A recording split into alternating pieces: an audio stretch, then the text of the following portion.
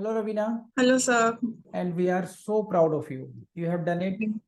Congratulations to you and your family. चलिए यहीं से शुरू करते हैं। जिस दिन आपका फाइनल रिजल्ट आया, जी क्या रिएक्शन था?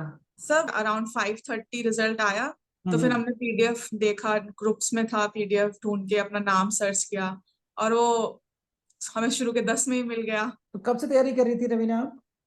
सर 2018 में मैंने ग्रेजुएट किया था हम्म। और उस टाइम मैंने फर्स्ट अटेम्प्ट दिया था।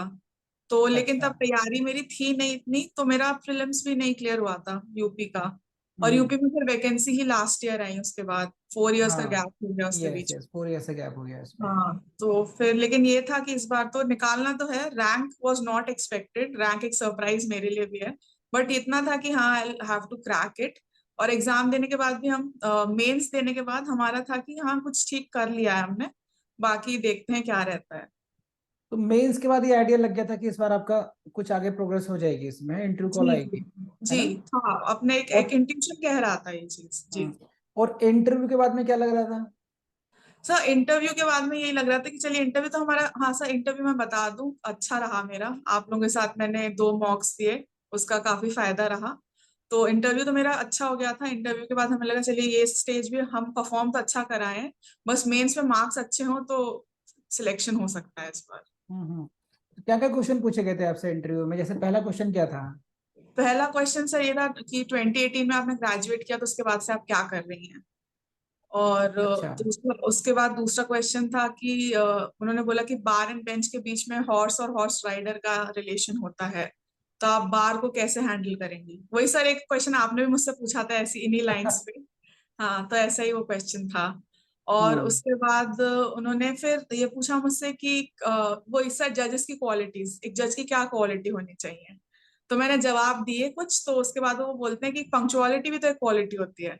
जब जज डाइस पे टाइम से नहीं बैठेगा तो फिर कैसे होगा, और कि फिर वकील उसकी क्यों सुनेगा। इस तरह से सिचुएशनल क्वेश्चंस बेसिकली। फिर उसके बाद वो लॉ पे ही आ गए, उन्होंने पूछा सिविल या क्रिमिनल, तो हमने क्रिमिनल बोला। तो एविडेंस से सवाल थे, फिर आईपीसी से लीगल एविडेंस इंसैनिटी। से क्या पूछा उन्होंने आपसे? एविडेंस से सर एक तो सेक्शन 27 के अराउंड एक क्वेश्चन था, और एक सेक्शन 44 के अराउंड क्वेश्चन था। अच्छा। और उसके बाद आईपीसी में भी थोड़ा वेंचर किया, उसमें legal insanity versus medical insanity का डिफरेंस क्या होता ओके। है। जी, ये पूछा था।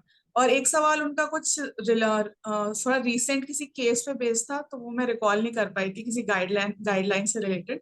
तो उसके लिए मैंने उनको सॉरी कहा कि सर ये मैं रिकॉल नहीं कर पा रही ओके। हूँ।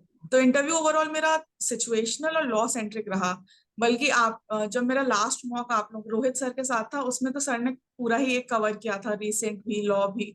तो रीसेंट तो मुझसे ज्यादा कुछ पूछा ही नहीं, मतलब जो भी हम यूसीसी एक्सपेक्ट कर रहे थे। मे बी वो इसलिए भी क्योंकि एक वीक हो चुका था इंटरव्यू को तब तक, और वो क्वेश्चंस हम्म। एग्जॉस्ट ही हो गए थे, सबसे पूछ ही लिया था।